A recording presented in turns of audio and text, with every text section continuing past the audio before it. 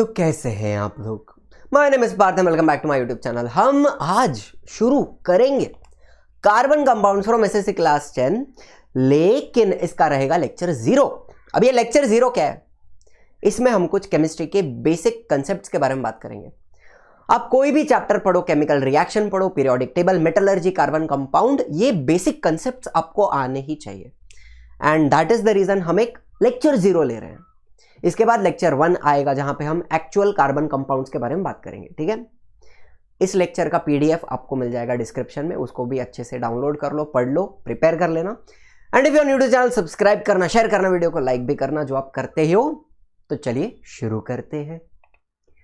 अब एक बात हम सबको बहुत अच्छे से पता है कि everything in the universe is made up of matter. अब उस मैटर में सब आ गया, एलिमेंट्स आ गए, कंपाउंड्स आ गए, मिक्सचर आ गए, लेकिन ये जो मैटर है वो अल्टीमेटली किस चीज का बना हुआ है? एटम्स का बना हुआ है। Matter consist of atoms.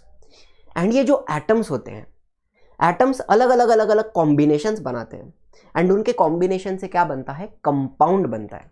तो देखो, atoms will combine to form different types of compounds. अलग अलग कंपाउंड्स होते हैं। कुछ एग्जांपल ले लेते हैं। वाटर है, carbon dioxide, calcium hydroxide, methane, sodium nitrate, carbonic acid, aluminium oxide, ammonia, calcium chloride, calcium carbonate. आपको कुछ एग्जांपल्स दे रहा हूं। इनके अलावा भी और इनफाइनाइट कंपाउंड्स हैं जो एटम के कॉम्बिनेशन से बनते हैं, बराबर है। लेकिन एक बात है, ये जितने भी कंपाउंड्स बने हैं ना, इनका जो कंपोजिशन होता है वो फिक्स्ड होता है। Compounds have a fixed composition. Composition मतलब क्या? उनका केमिकल फॉर्मूला। कंपाउंड्स का केमिकल फॉर्मूला फिक्स्ड होता है। एग्जांपल ले लो वाटर का। फॉर्मूला क्या है वाटर का? H2O। आप दुनिया में कहीं पे भी चले जाओ, वाटर का फॉर्मूला चेंज नहीं होगा। कभी वो H4O, H5O, H6O नहीं बनने वाला है। H2O मतलब वाटर, एंड वो फिक्स्ड है। तो यहां सवाल ये है कि ये कंपाउंड्स, इनका जो कंपोजिशन है वो फिक्स्ड क्यों है? इनका जो फॉर्मूला है वो चेंज क्यों नहीं होता है? अगर मैं कोई केमिकल रिएक्शन लिख रहा हूं, तो उस रिएक्शन का क्या प्रोडक्ट होगा? कौन से एलिमेंट्स, कौन से एटम कंबाइन होंगे, किस तरह से कंबाइन होंगे, कौन सा कंपाउंड बनाएंगे, ये सारी चीजें हम प्रेडिक्ट कर सकते हैं। ठीक है, रिएक्टेंट देखकर मैं प्रोडक्ट को प्रेडिक्ट कर सकता हूं, लेकिन वो करने के लिए मुझे कुछ बेसिक बातें पता होनी चाहिए। तो वो बेसिक बातें क्या है, चलिए आपको बताता हूं। किसी भी एलिमेंट की एक बेसिक फंडामेंटल प्रॉपर्टी होती है। क्या होती है? Atomic number. What is atomic number? It is the number of protons or the number of electrons present in the neutral atom.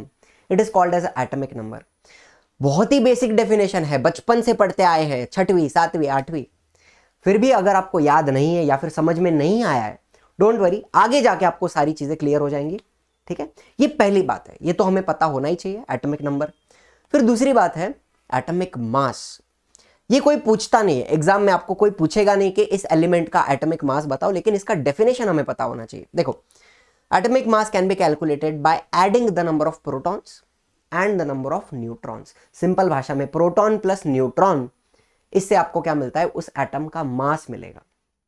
Because protons के पास मास होता है और न्यूट्रॉन्स के पास मास होता है, तो उन दोनों को आप ऐड कर दो तो आपको एटम का मास पता चल जाएगा। बहुत ही सिंपल है। फिर तीसरी बहुत इंपॉर्टेंट बात हमें पता होनी चाहिए, इलेक्ट्रॉनिक कॉन्फ़िगरेशन। आपको पता है कि जो इलेक्ट्रॉन्स हैं वो शेल्स में होते हैं। न्यूक्लियस के आजू बाजू जो शेल्स होते हैं उसके अंदर इलेक्ट्रॉन्स डिस्ट्रीब्यूटेड हैं। तो ये इलेक्ट्रॉन्स किस तरह से अरेंज किए हैं, किस तरह से डिस्ट्रीब्यूट किए हैं, ये हमें पता चलेगा बाय इलेक्ट्रॉनिक कॉन्फ़िगरेशन। ठीक है, तो क्या होता है?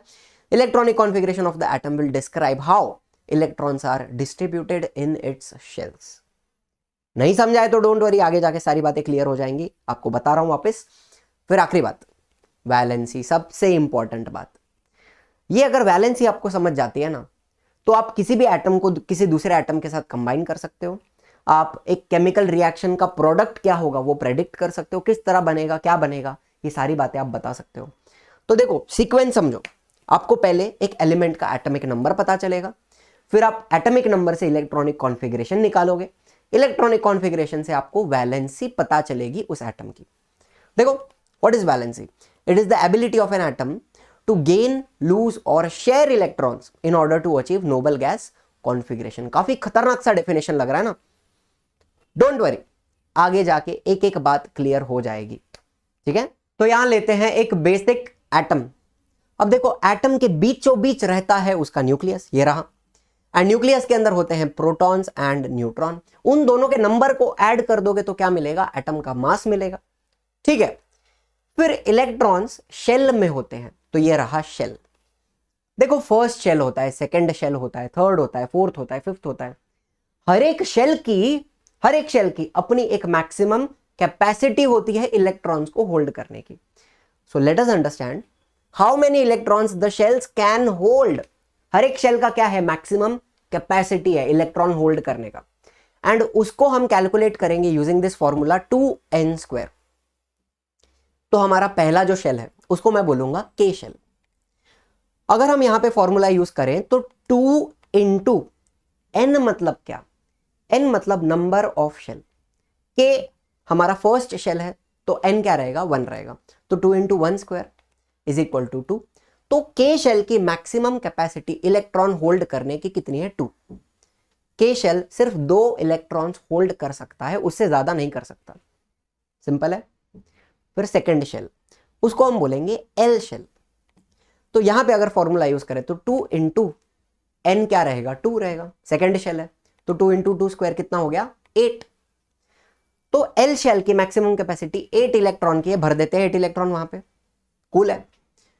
फिर थर्ड शेल, अब यहां पे जगह नहीं है तो फटाफट कर लेते हैं। एम शेल कितना रहेगा, 2 इंटू 3²। अब तो आपको समझ में आ गई बात, तो कितना हो गया 18, एंड उसके आगे आता है के एल एम एन।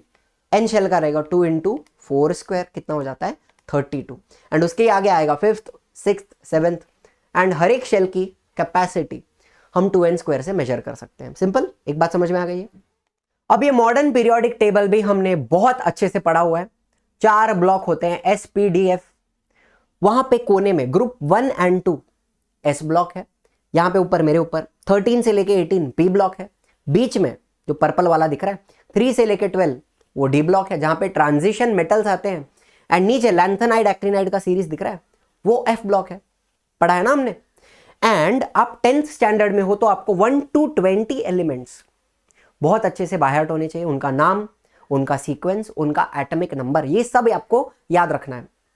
तो इसको याद रखने के लिए हमने एक नेमोनिक बनाया था, एक गाने के जैसा बनाया था। क्या था, hi hello listen BBC news on Friday night. 1 to 10 elements, hi hello listen BBC news on Friday night. And वैसे ही 11 to 20 को याद रखना है तो क्या बोलेंगे, ना मांगो अल्लाह से, पेप्सी, सोडा, कोला और काजू कतली। 11 to 20। फिर मैंने आपको P ब्लॉक भी पूरा बताया था किस तरह याद रखना है। अगर आपने वो लेक्चर नहीं देखा तो यहीं कहीं ऊपर आ जाएगा पीरियोडिक टेबल वाला लेक्चर, देख लेना। मुद्दे पे आते हैं, ये ग्रुप 18 दिख रहा है ना, ग्रुप 18 में हीलियम, नियॉन, आर्गॉन, ये लोग कौन है, नोबल गैसेज हैं। एंड ये नोबल गैसेज किसी के साथ रिएक्ट नहीं करते, केमिकल रिएक्शन में पार्ट नहीं लेते। क्यों नहीं लेते, समझते हैं। पहला नोबल गैस हीलियम, हीलियम का एटॉमिक नंबर कितना है, 2।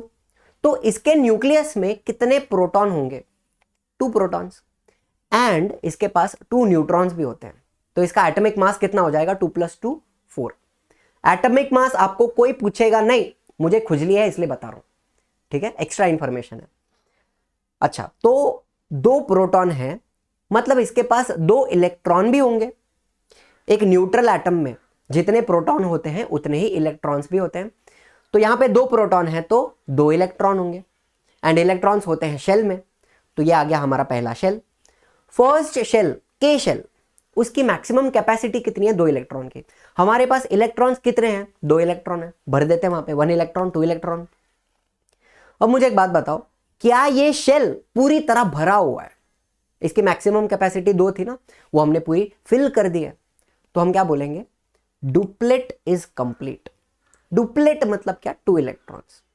शेल का जो कैपेसिटी था वो कंप्लीट हो चुका है, एंड अब हमारा हीलियम स्टेबल हो जाएगा।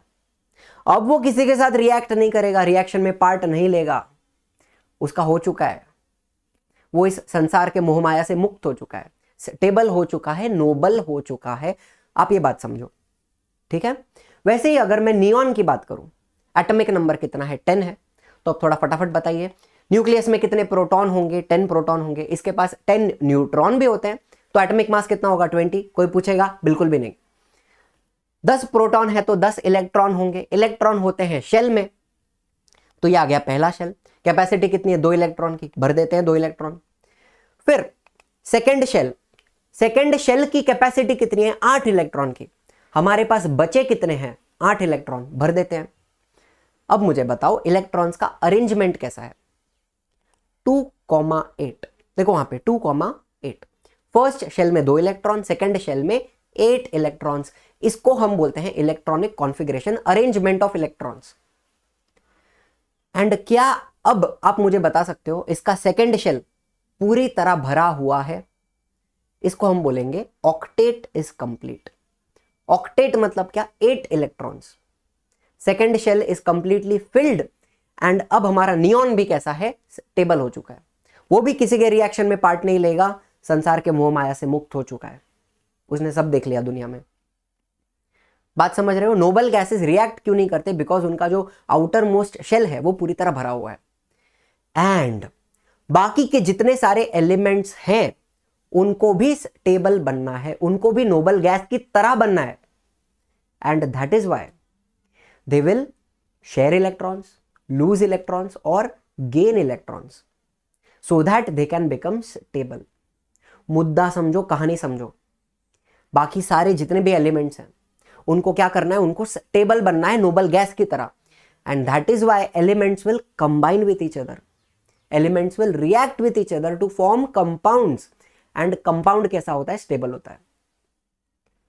बात समझी, एलिमेंट रिएक्ट क्यों करते हैं। कूल, यहां तक।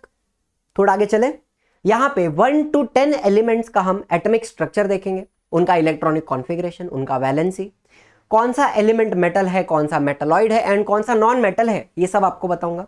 फटाफट देख लेते हैं। Elements of the first period, first period में 2 ही एलिमेंट आते हैं, hydrogen and helium. Atomic number 1 hydrogen, कितना प्रोटॉन होगा उसके पास, 1 प्रोटॉन। एंड इसके पास न्यूट्रॉन नहीं होता है, तो हाइड्रोजन का मास कितना है 1, ठीक है। एंड जितने प्रोटॉन होते हैं उतने इलेक्ट्रॉन होते हैं, तो इसके शेल में 1 ही इलेक्ट्रॉन होता है। अब मुझे बताओ, अगर हाइड्रोजन को स्टेबल बनना है, अगर डुप्लेट कंप्लीट करना है नोबल गैस कॉन्फ़िगरेशन, तो इसको 1 इलेक्ट्रॉन की जरूरत है, 1 इलेक्ट्रॉन की आवश्यकता है, बराबर। It will need 1 electron to complete duplet. तो हमारा हाइड्रोजन 1 इलेक्ट्रॉन शेयर कर सकता है, या फिर 1 इलेक्ट्रॉन को गेन कर सकता है, बराबर है। या फिर ये हाइड्रोजन कभी कभी 1 इलेक्ट्रॉन को लूज कर देता है, इसके पास 1 ही इलेक्ट्रॉन है ना, उसको भी वो लूज कर देगा एंड सिर्फ प्रोटॉन बन के घूमता है, ठीक है। तो ये भी पॉसिबल है। तो मुझे बताओ हाइड्रोजन क्या क्या कर सकता है, it can either share, lose और gain 1 electron to become stable. And that is why इसकी वैलेंसी कितनी है 1, 1 इलेक्ट्रॉन को गेन कर सकता है या शेयर कर सकता है, तो उसकी वैलेंसी कितनी है 1 है। एंड वैलेंसी को किस तरह यूज करना है रिएक्शन में, वो भी आपको मैं बताऊंगा, डोंट वरी। चलो फिर एटॉमिक नंबर 2 कौन है, हीलियम। हीलियम के बारे में हमें सब कुछ पता है, 2 प्रोटॉन, 2 न्यूट्रॉन, 2 इलेक्ट्रॉन। अब इसका डुप्लेट कंप्लीट है, तो ये क्या करेगा, कुछ भी नहीं करेगा। It will neither gain, lose और शेयर इलेक्ट्रॉन, कुछ भी करने की जरूरत नहीं है। एंड इसकी वैलेंसी कितनी है, 0 है। इसको ना इलेक्ट्रॉन चाहिए ना वो इलेक्ट्रॉन देने वाला है। हीलियम कौन है, नोबल गैस है। कूल, ये हो गया फर्स्ट पीरियड। फिर बात करते हैं एलिमेंट्स ऑफ सेकेंड पीरियड। तो यहां पे एटॉमिक नंबर 3 से शुरू करेंगे, लिथियम। अब लिथियम के पास कितना प्रोटॉन होगा, 3 प्रोटॉन। एंड इसके पास 4 न्यूट्रॉन होते हैं, तो इसका एटॉमिक मास कितना हो जाता है, 7 हो जाता है। फर्स्ट शेल में 2 इलेक्ट्रॉन है, लिथियम के पास 3 इलेक्ट्रॉन होते हैं, तो वो तीसरा इलेक्ट्रॉन सेकेंड शेल में चला जाएगा इस तरह से। तो इसका इलेक्ट्रॉनिक कॉन्फ़िगरेशन लिखेंगे 2,1। अब अगर लिथियम को स्टेबल बनना है, अगर इसको स्टेबल बनना है तो इजी क्या है, 1 इलेक्ट्रॉन को लूज कर देगा, तो इसका डुप्लेट कंप्लीट हो जाएगा, बराबर है ना। So it will lose 1 electron to attain noble gas configuration to become stable. तो हम क्या बोलेंगे, वैलेंसी कितनी है, 1 है। बहुत सिंपल। फिर लिथियम के बाद कौन आता है, एटॉमिक नंबर 4 बेरिलियम। इसके पास 4 प्रोटॉन है एंड इसके पास 5 न्यूट्रॉन है। एटॉमिक मास कितना हो गया, 9। अब फर्स्ट शेल में 2 इलेक्ट्रॉन रहेंगे, टोटल कितने इलेक्ट्रॉन है, 4। तो दूसरे 2 इलेक्ट्रॉन सेकेंड शेल में चले जाएंगे इस तरह से। अब अगर अच्छा, इसका इलेक्ट्रॉनिक कॉन्फ़िगरेशन कितना है 2,2, ये याद रखना। इसको अगर स्टेबल होना है तो क्या करेगा वो, आउटर मोस्ट शेल का 2 इलेक्ट्रॉन्स को लूज कर सकता है, तो it will loose 2 electrons and इसकी वैलेंसी कितनी हो जाएगी 2। इजी है वैलेंसी, समझ में आ रही है वैलेंसी किस तरह कैलकुलेट कर रहे हैं हम, किस तरह फाइंड आउट कर रहे हैं। चलिए फिर बात करते हैं एटॉमिक नंबर 5 बोरॉन की। कितने प्रोटॉन है, 5 प्रोटॉन है, 6 न्यूट्रॉन है, एटॉमिक मास कितना है 11 है।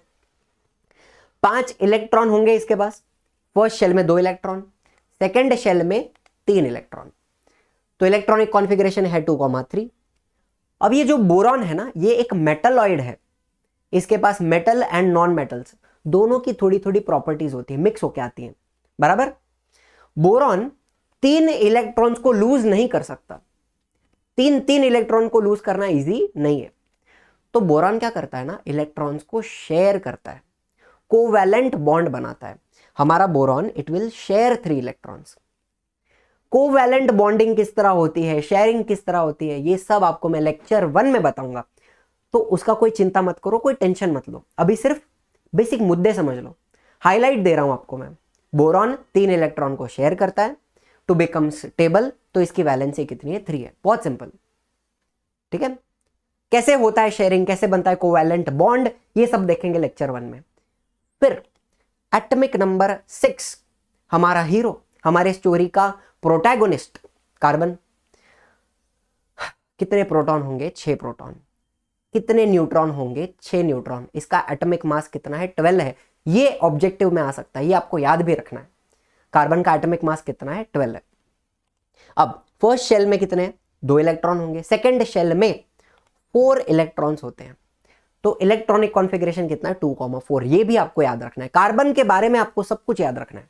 Atomic number 6, electronic configuration 2,4, and अगर इसको टेबल बनना है तो वो क्या करेगा, 4 इलेक्ट्रॉन दे देगा नहीं, 4 इलेक्ट्रॉन लेगा नहीं, हमारा कार्बन 4 इलेक्ट्रॉन को शेयर करता है, ये भी कोवैलेंट बॉन्ड बनाता है 4 इलेक्ट्रॉन को शेयर करके।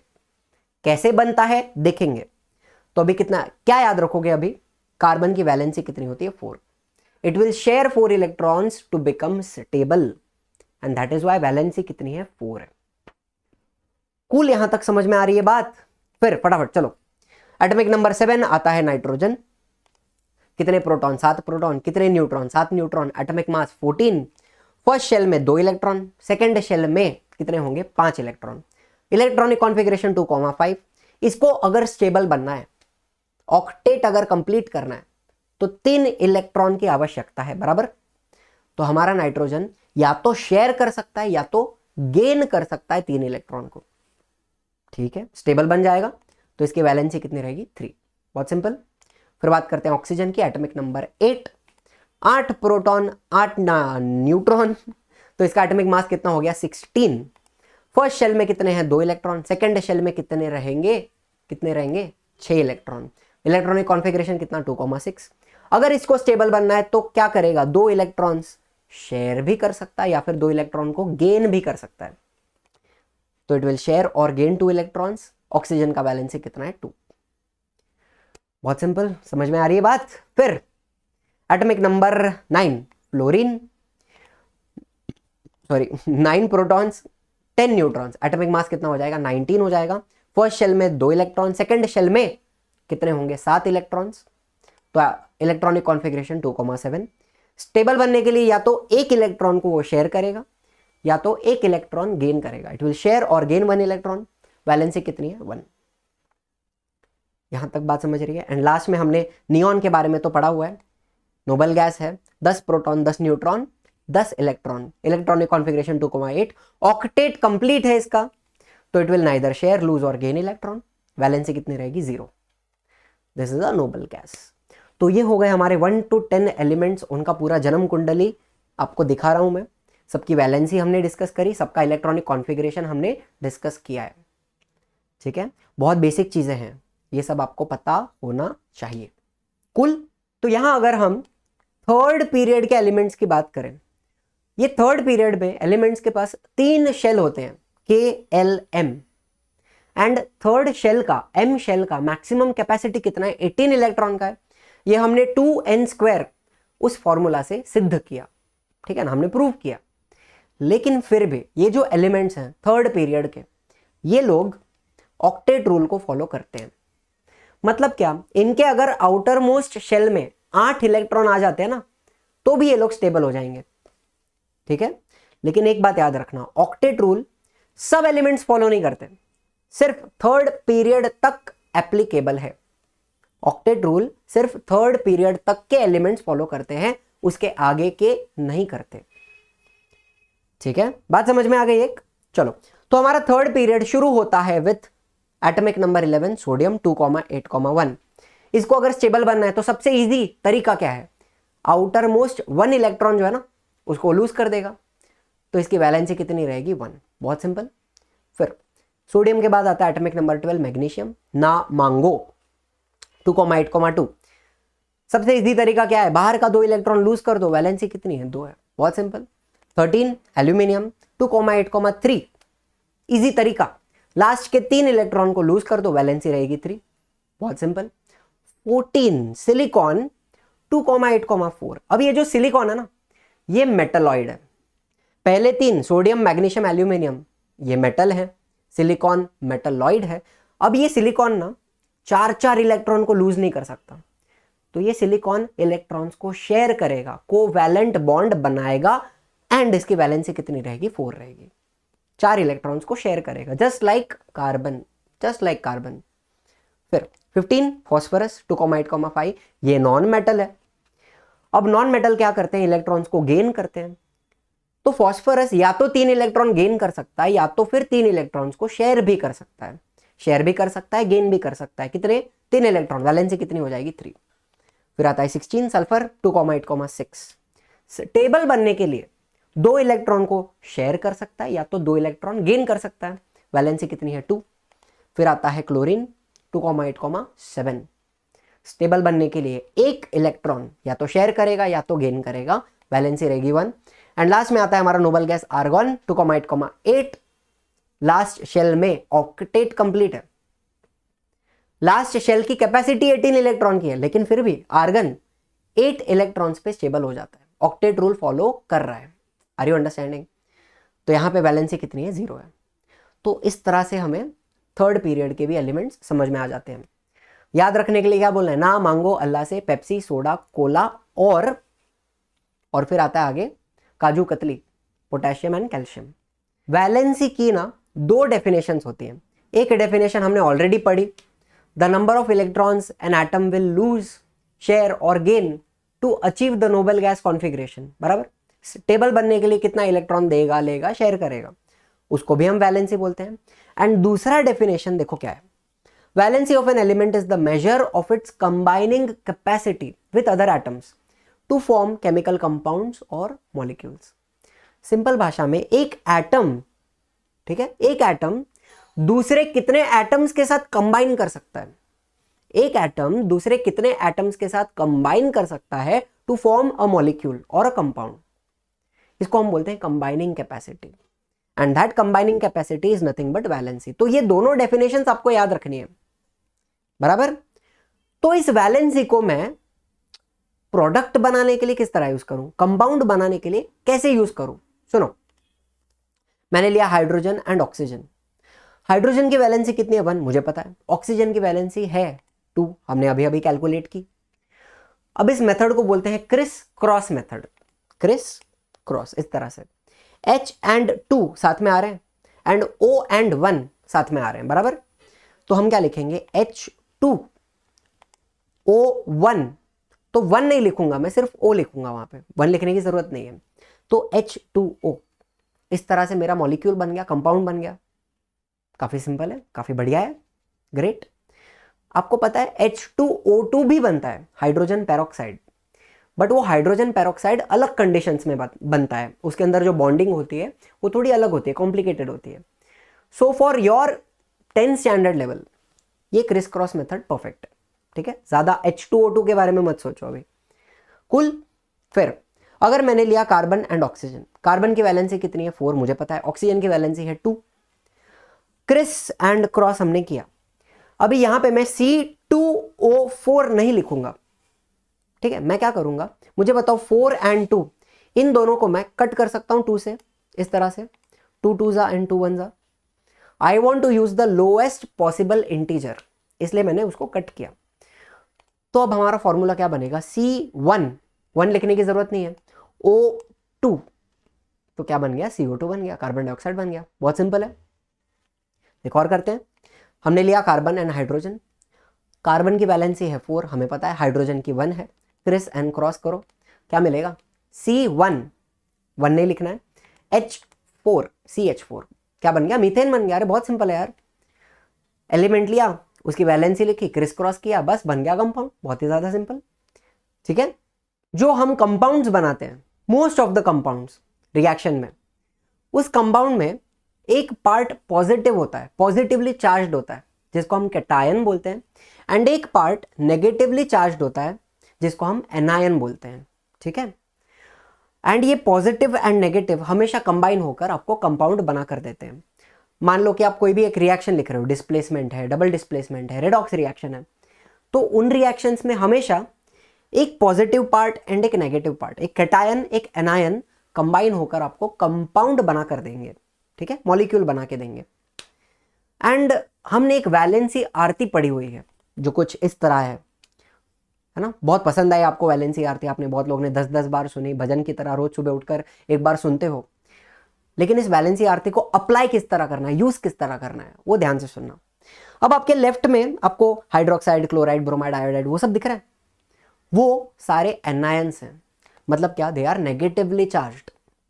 एंड अगर आप ध्यान से देखोगे ना, सारे एनायंस मोस्टली नॉन मेटल्स हैं, एक्सेप्ट एल्यूमिनेट, उसमें एल्यूमिनियम आ रहा है, बाकी सारे नॉन मेटल्स हैं। एंड यहाँ पे सिल्वर, सोडियम, पोटेशियम, ये जो है मेटल्स, ये कौन है, कैटायंस है, मतलब दे हैव पॉजिटिव चार्ज। तो कैटायंस एंड एनायंस के बीच में होगा रिएक्शन, एंड आपको क्या मिलेगा, कंपाउंड मिलेगा।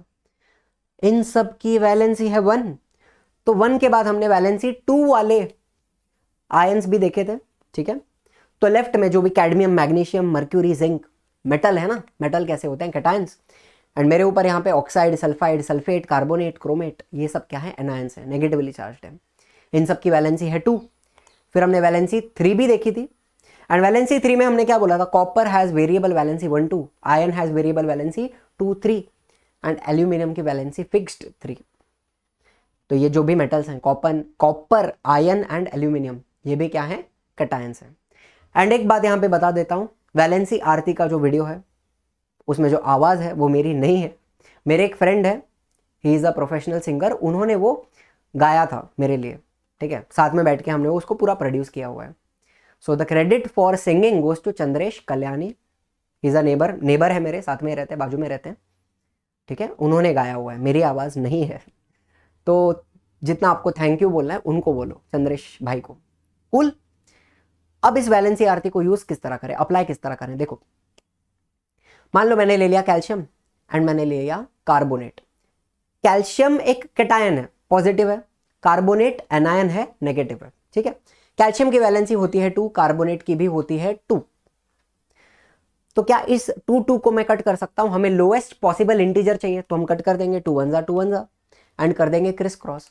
तो हमें क्या मिलेगा भाई, सीधा सीधा आंसर मिलेगा CaCO3, कैल्शियम कार्बोनेट बन जाएगा। बहुत ही सिंपल है, स्ट्रेट फॉरवर्ड है। फिर हमने लिया कैल्शियम एंड HCO3 बाइकार्बोनेट। अब कैल्शियम है पॉजिटिव कैटायन, बाइकार्बोनेट क्या है, एनायन है, नेगेटिव है। कैल्शियम की वैलेंसी है 2, बाइकार्बोनेट की है 1।